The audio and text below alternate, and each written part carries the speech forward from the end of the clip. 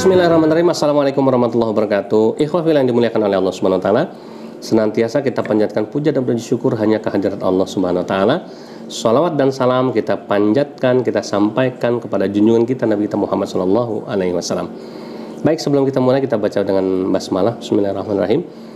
Saya dalam konten ABJ ini sekarang ini, atau Aku Bangga Jadi Islam, mau mempersembahkan satu atraksi sulap kristologi, ya, lewat selembar kertas dan satu buah gunting. Nah ini ya, mau ngapain sih? Nah ikuti aja.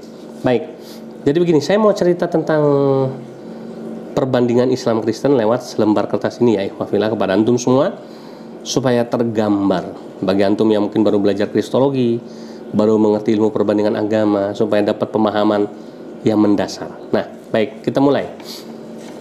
Di kekristenan mula-mula atau awal-awal, ya, sebetulnya tidak dikenal yang namanya konsep ajaran Tuhan tiga, ya. Mereka awal-awal muncul Kristen hanya mengenal konsep ajaran Tuhan itu satu, ya. Ini seperti menunjuk kepada satu Tuhan ujung lancip ini, ya. Makanya di channel saya ada satu konten judulnya "Benarkah Paulus menuhankan Yesus?" Artinya apa? Jangan-jangan Paulus nggak pernah ngajarin supaya orang Kristen menuhankan Yesus, begitu, ya. Nah, tapi kemudian dalam perjalanan panjang sejarah gereja, setelah melewati berbagai macam konsili-konsili, saya tidak akan sebutkan cerita, karena ada salah satu video saya dengan Pak Donditan itu, ya, judulnya Kupas Tuntas Trinitas, nanti bisa ditonton. Nah, muncullah ajaran Trinitas yang terkenal, ya, segitiga sama sisi, Bapa, Anak, Roh Kudus, Bapa, Anak, Roh Kudus, itu, ya. Nah, ini, ya. Tapi kemudian tidak semua Kristen loh setuju dengan konsep Trinitas ini. Banyak gereja-gereja dan aliran-aliran Kristen yang kembali kepada konsep semula, Tuhan itu satu, oneness, ini, ya. Nah, ini kembali kepada satu Tuhan, ya. Nah, ini tandanya apa? Tandanya muncul perpecahan dalam tubuh Kristen, itu, ya. Ya, ini simbol perpecahan dalam tubuh Kristen, ya. Nah, makanya kita nggak usah heran Katolik pecah, macam-macam alirannya, Protestan apalagi, dari ribuan aliran gerejanya, ya. Nah, karena perpecahan itu, kemudian mereka membutuhkan simbol pemersatu. Simbol pemersatu kebanggaan mereka ini adalah, nah, salib. Mereka bangga pada salib. Maka siapa yang menghina salib, mereka nggak akan terima. Nah, gitu, ya. Salib ini adalah simbol kematian Yesus sebagai Tuhan di kayu salib untuk menebus dosa manusia menjadi juru selamat. Nah, maka kemudian mereka bikin doktrin yang tidak percaya akan kematian Yesus di atas kayu salib, mereka akan masuk neraka, gitu, ya.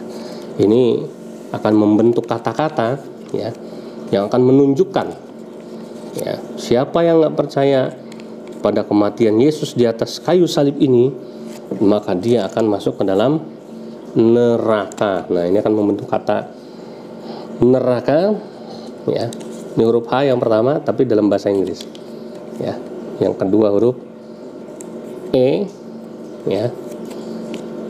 Nah, ini bukan sulap, bukan sihir. Yang ketiga huruf L, yang keempat huruf L. Nah, ini, ya. Hell, neraka. Nggak percaya pada kematian Tuhan Yesus di atas kayu salib, go to hell. Oh, gitu, ya. Masuk ke dalam neraka. Benarkah? Ya, itu menurut mereka. Tapi kemudian perkaranya ini, pertanyaan, siapa sih yang mereka tuduhkan? Siapa sih yang nggak percaya sama kematian Yesus di kayu salib? Tidak lain tidak bukan yang paling kencang membela bahwa Nabi Isa atau Yesus tidak mati di salib adalah kita, umat Islam. Dalam Al-Quran dikatakan, wa ma qataluhu wa ma sholabuhu walakin syubbiha lahum. Nabi Isa itu tidak pernah dibunuh, ya, tidak pernah disalib, dan orang yang diserupakan, yang mati di salib itu adalah orang yang diserupakan wajahnya dengan Nabi Isa. Nah, makanya kemudian ini akan membentuk satu, ya, akan menunjukkan, ya, kepada orang-orang Kristen bahwa orang yang tidak percaya kepada salib belum tentu loh masuk neraka, gitu, ya. Nah, ini akan membentuk satu kata yang indah, ya, di mana akan membantah semua doktrin tentang kekristenan itu sendiri ya. Ini ya. Nah, kita tahu ya, nanti akan jadi huruf apa ini ya. Nah, oh ternyata tulisan lafadz Allah ya. Jadi orang yang percaya kepada Allah sebagai Tuhan, Nabi Muhammad sebagai nabinya, tidak percaya kepada kematian Yesus di atas kayu salib. Karena Al-Quran membantah itu, dan dia tidak akan masuk neraka. Kenapa? Karena orang Islam menyembah Tuhan yang maha hidup, sementara saudara-saudara Nasrani kita menyembah Tuhan yang bisa mati. Karena mati di atas kayu salib itu menjadi satu keyakinan. Kan bangkit lagi ya, itu sih lain lagi. Judulnya kan bisa mati Tuhannya gitu ya. Masalah bangkit lagi nomor sekian, dan itu urusan mereka. Sementara di Islam Allah tidak pernah mati. Allahu la ilaha illa huwal hayyul qayyum. Allah itu maha hidup ya. Allah itu berdiri sendiri ya, kekal ya. La ta'khuduhu sinatu wala naum. Allah nggak pernah tidur, tidak pernah ngantuk, bahkan ini masya Allah. Allahu rabbal baraya. Allah maha mengurusi makhluknya. Jadi inilah perbedaan kita dengan mereka. Kita hargai keyakinan ini ya. Disinilah letak perbedaan kita dengan mereka ya. Disinilah lakum dinukum waliyadin ya.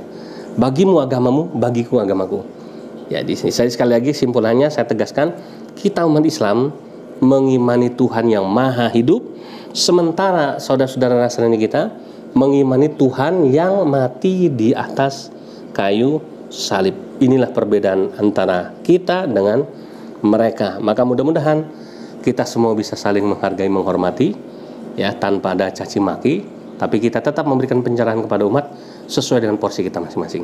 Jazakumullah khairan katsiran, billahi taufiq wal hidayah. Wassalamualaikum warahmatullahi wabarakatuh.